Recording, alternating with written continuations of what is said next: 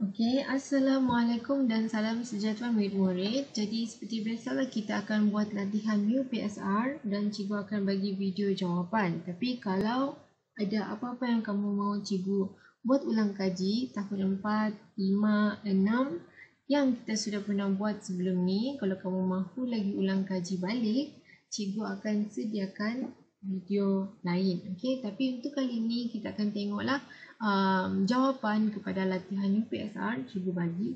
Okey, jadi kita sudah buat soalan objektif kan? Kita sudah buat soalan objektif and then kita sudah buat soalan objektif sampai soalan 30.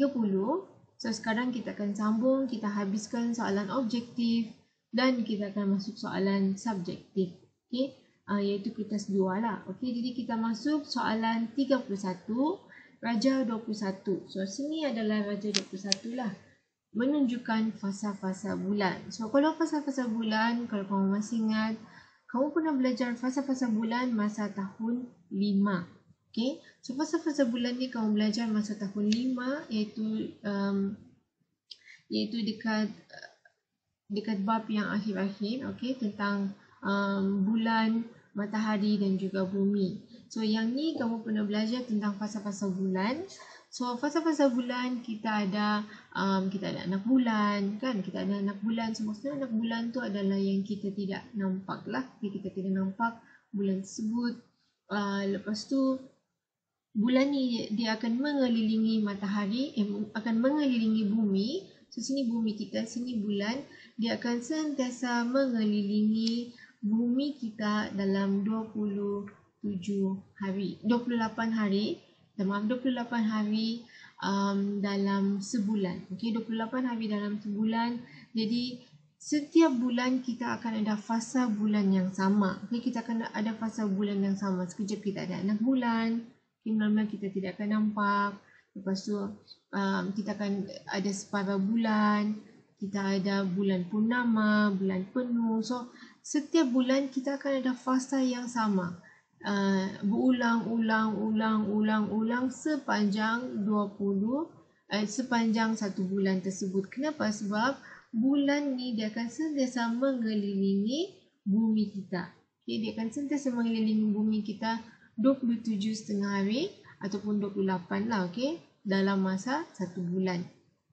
Jadi yang ni kamu sudah pernah belajar masa tahun 5. Okey, jadi soalan dia tanya sini, fasa manakah yang akan dapat dilihat pada hari ke-15?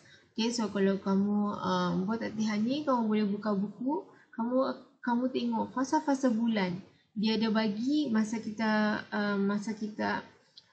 kamu tahun 5, dia ada bagi dalam satu jadual. Okey, dia akan bagi dalam satu jadual, dia akan bagi tahu okey, bulan ni hari minggu pertama ataupun minggu kedua dia akan ada fasa bulan yang berbentuk macam ini. Okey, so kalau kamu tengok dekat jadual tahun 5, pada hari yang ke-15, dia tanya pada hari yang ke-15 kita patutnya akan dapat ni A, jawapan dia. Jadi kita patutnya akan dapat A, iaitu bulan purnama. So bulan purnama itu maksudnya full moon. So yang selalunya bila ada dalam movie Serigala Jadian gitu kan, so itu adalah bulan purnama, full moon.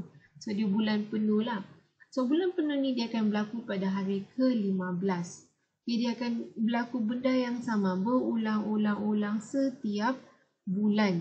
Okay, fasa bulan ni dia akan sama sahaja, berulang-ulang dari mula sampai akhir bulan. So kamu boleh tengoklah pada hari ke-15 kita akan ada bulan purnama, bulan penuh. Nanti kamu tengoklah bulan seterusnya, hari ke-15 kita akan dapat juga bulan purnama. Okey, so yang ni ada dalam jadual sudah, jadual tahun 5. Jadi kalau kamu tengok jadual tahun 5, jawapan dia pada hari ke-15 kita akan dapat W, iaitu bulan purnama. Okey, jadi kita tengok soalan 32. So soalan 32 adalah Raja 22 menunjukkan sebuah buruj. Okey, so buruj ni kita sudah pernah belajar dalam kelas. Buruj ni adalah masa tahun 6. Okey, masa tahun 6 kamu sudah pernah belajar, cikgu sudah pernah ajar buruj. So buruj tahun 6 adalah kita tengok Buruj ni kita ada timur, kita ada selatan, kita ada barat, kita ada utara. So setiap buruj ni dia akan menunjukkan arah. Okay, dia akan menunjukkan arah. Kenapa kita ada buruj ni adalah pada zaman dahulu. Okay, pada zaman dahulu contohnya orang yang ingin mengembara. Okay, orang yang ingin pergi ke sesuatu tempat yang jauh lah mengembara. Jadi dulu kita tidak ada kompas. Kita tidak ada kompas. So dulu mereka bergantung kepada buruj. Mereka bergantung kepada bintang-bintang yang ada di langit. Jadi buruj ni dia adalah sebagai macam kita punya kompas. Jadi kita punya kompas. Jadi kita punya kompas ni digunakan dalam bentuk buruj lah dulu. Jadi kamu sudah belajar beberapa bentuk buruj. Okay, kamu sudah belajar beberapa bentuk buruj di dalam kelas sebelum ini. Jadi kalau kamu tengok di dalam buku teks kamu, okay, kamu 6. So buruj ni sebenarnya kita ada beberapa. So dekat gambar 32 ni, okay, dekat gambar 32 ni adalah buruj pari. Okay, buruj pari. So buruj pari ni dia bentuk macam wow.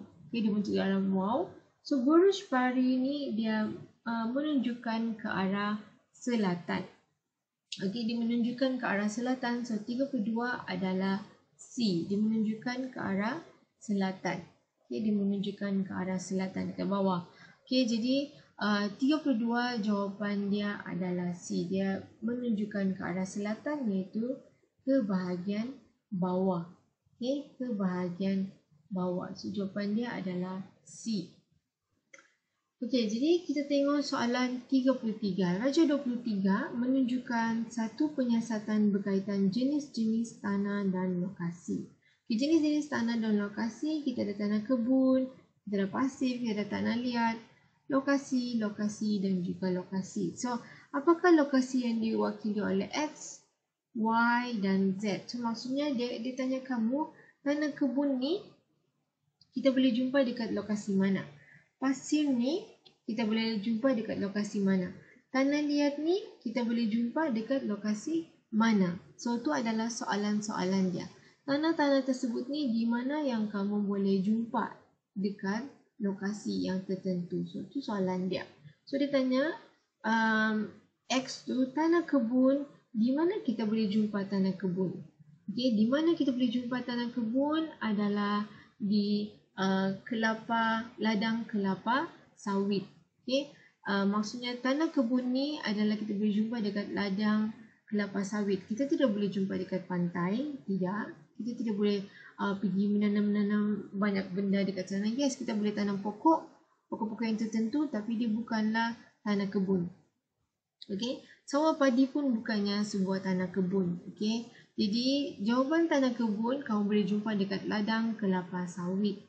So, kalau kamu tengok yang Y adalah pasir. Okay, Y adalah pasir. Mana kita boleh jumpa pasir ni? So, di mana kita boleh jumpa pasir ni adalah dekat pantai. Okay, di mana kita boleh jumpa pasir ni? Dekat pantai. Kalau kamu suka main pantai, main air kan? So, kamu akan jumpalah pasir-pasir dekat pantai. Okay, pasir-pasir dekat pantai. Kalau kamu cakap tentang menanam-menanam tu adalah sebenarnya tanah. Okay. Contohnya bila kamu tanam buah, kamu tanam sayur itu adalah tanah. Tapi kalau pasir sahaja, kamu boleh jumpa dekat pantai.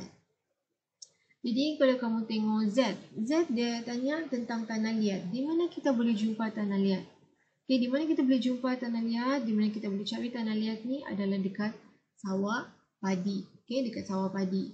So itu adalah tanah liat. So tanah liat kita boleh jumpa dekat sawah padi. Sebab itulah kalau kamu tengok tanah-tanah dekat sawah padi tu dia macam lembek-lembek, dia macam liat-liat, dia macam basah-basah. Okay? Sebab itulah kita boleh jumpa dekat sawah padi. So 33 jawapan dia adalah D. Okay? Tanah kebun kita boleh jumpa dekat tempat yang kita boleh menanam banyak. Okay? Tanah dekat kebun. Contohnya ladang kelapa sawit. Okay? Pasir sahaja, bukannya tanah-tanah yang kita tanam-tanam pokok tu, kita boleh jumpa dekat pantai. Kalau kamu suka buat sand castle, istana pasir. So, sawah padi kita boleh jumpa tanah liat dekat sana. So, So tanah liat ni macam tanah-tanah yang lembek dan tanah-tanah yang basah. Okay, tanah-tanah yang licap. Okay, so tu adalah kamu boleh jumpa dekat sawah padi. Jadi kita tengok soalan ke-34. Berikut merupakan penyataan tentang planet R dan S. Okay, so planet R dan S, tentang planet, okay, planet kamu sudah pernah belajar dekat tahun 4. Okay, dekat tahun 4. Kamu sudah pernah belajar dekat tahun 4 dan dia ada sambungan sedikit dekat tahun 5. Tapi paling banyak kamu belajar planet adalah tahun 4. So, kamu belajar manakah kedudukan-kedudukan, bentuk-bentuk planet, apa yang ada ring planet apa yang paling cantik, planet apa yang warna merah, planet apa yang ada hidupan, iaitu manusia, iaitu di bumi. Yang warna merah adalah planet Marikh. Jadi kamu sudah pernah belajar dekat tahun 4. Okey, dekat tahun 4. Jadi untuk 34 ni soalan dia R, planet yang paling hampir dengan matahari. So kamu kena hafal lah. So matahari dekat solar sistem kita, dekat sistem suria, kita ada beberapa planet kan. Okay, so bumi adalah yang ketiga. So kamu kena ingat baliklah apa yang pertama. Okay, apa yang pertama? Bumi adalah yang ketiga. Jadi kamu kena ingat balik apa yang pertama. Yang pertama adalah R. Okay, so S, planet yang paling panas. Planet yang paling panas. So kita tengoklah apakah planet yang paling panas. So kalau kamu tengok sini, 34 jawapan dia adalah B. So planet Utarid adalah yang paling hampir dengan matahari. So R adalah planet Utarid, dia yang paling hampir dengan matahari. So planet S adalah yang paling panas, Zuhar. Zuhar adalah planet yang kedua. Okay, Zuhar adalah planet yang kedua. Walaupun bukan dia yang paling panas, bukan dia yang paling dekat dengan matahari, tapi dia adalah planet yang paling panas. Jadi kamu kena hafal lah. Yang paling dekat dengan matahari adalah planet Utarid. Planet yang paling panas adalah sebenarnya bukan planet pertama, tapi planet kedua, iaitu planet Zuhar. Okay, planet Zuhar adalah planet yang kedua dan tu adalah planet yang paling panas. Kamu kena hafal lah, yang kedua adalah yang paling panas. Macam tahun 4 lah. Jadi kita tengok ni, yang terakhir. Okay, kita tengok ni yang terakhir, 35, 36, 37 dan juga 38. So 35 kalau kamu tengok sini, Raja 24 menunjukkan perkembangan teknologi dalam pengangkutan air. So kalau kamu masih ingat perkembangan teknologi dalam pengangkutan air, pengangkutan darat, pengangkutan di udara, kamu sudah belajar masa tahun 4. Okay? Pengangkutan tahun 4 kamu sudah belajar dekat bab yang terakhir, iaitu teknologi. Okay? Teknologi. So kamu sudah belajar lah bagaimana kita punya pengangkutan. Mula-mula pengangkutan kita hanya boleh membawa mungkin satu orang. Okay? Lepas tu dia berkembang, kita boleh bawa barang. Lepas tu berkembang lagi, kita boleh bawa ramai manusia. Berkembang lagi, kita boleh tinggal dekat dalam kapal tersebut. Jadi dia ada perkembangan teknologi. So untuk 35 jawapannya adalah C. Okay, so kita mula dengan P dulu, iaitu rakit. Okay, perkembangan kita punya pengangkutan, kita mula dengan P dulu, rakit. Maksudnya satu orang boleh naiklah dalam tu. Mungkin kalau kita mahu bawa barang, boleh, tapi barang yang sedikit, bukan yang berat. Nanti dia akan tenggelam. Okay, nanti tenggelam pula kamu punya rakit karam. Jadi yang nombor 2, kita ada sampan. So mula-mula kita ada rakit, lepas tu kita ada sampan. So sampan ni boleh bawa lebih ramai orang, boleh bawa lebih banyak barang, lebih banyak muatan. So dia ada perkembangan. Okay, dia ada perkembangan. Lepas tu barulah kita ada kapal layar. Kalau kamu pernah ingat, kapal layar contohnya macam bila orang berdagang pergi ke satu negara ke negara lain. Okay, so contohnya macam perdagangan China, Melaka, ataupun paling senang lah kapal layar. Kamu paling senang macam pirate, macam lanun. Okay, kapal layar lanun lah paling senang. Dan yang ketiga, yang terakhir adalah kapal kapal penumpang. Okey, kapal penumpang macam ferry. So ferry ni kalau kamu pernah pergi Labuan, kita boleh bawa orang. Kita boleh duduk-duduk dalam tu, boleh beli makanan, boleh beli minuman, boleh bawa kereta lagi di dalam. So tu dia ada perkembangan. Mula-mula kita boleh bawa manusia sahaja. Lepas tu lama-lama kita boleh bawa orang, kita boleh bawa kereta, kita boleh minum, kita boleh duduk lagi di dalam tu. So sekarang kita akan tengok pula soalan 36. So Raja 25 menunjukkan dua objek yang serupa diletakkan di atas meja dengan kedudukan yang berbeza. Mengapakah objek P lebih stabil berbanding dengan objek Q? Jadi kestabilan objek, kestabilan objek kamu sudah pernah belajar. Kestabilan objek kamu sudah pernah belajar masa tahun 5. Kestabilan dan juga kekuatan objek kamu sudah pernah belajar masa dekat tahun 5. Masa dekat tahun 5. Bahagian teknologi bab yang terakhir. Jadi 36 ni dia tanya mengapakah objek P ni lebih stabil berbanding dengan objek Q. Mengapakah objek P lebih stabil berbanding dengan objek Q? Jadi sini jawapannya adalah C. Objek P mempunyai luas tapak yang lebih besar. Jadi kalau kamu tengok sini, P ni adalah lebih besar. Dia punya luas tapak berbanding dengan Q yang kecil dekat bawah ni. Jadi kalau kamu masih ingat, kestabilan adalah disebabkan nombor 1, ketinggian. Ketinggian.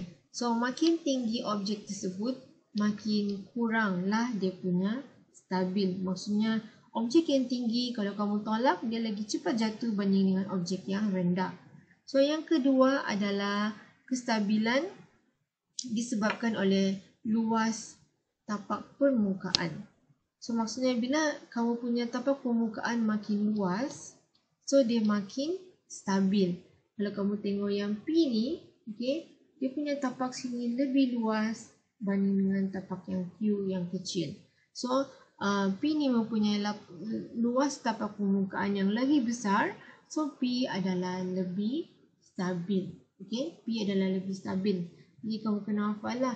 Yang membuat benda lebih stabil adalah satu, ketinggian. Tapi dua-duanya sama ketinggian, jadi tidak kira. Dan kedua adalah dia punya luas tapak.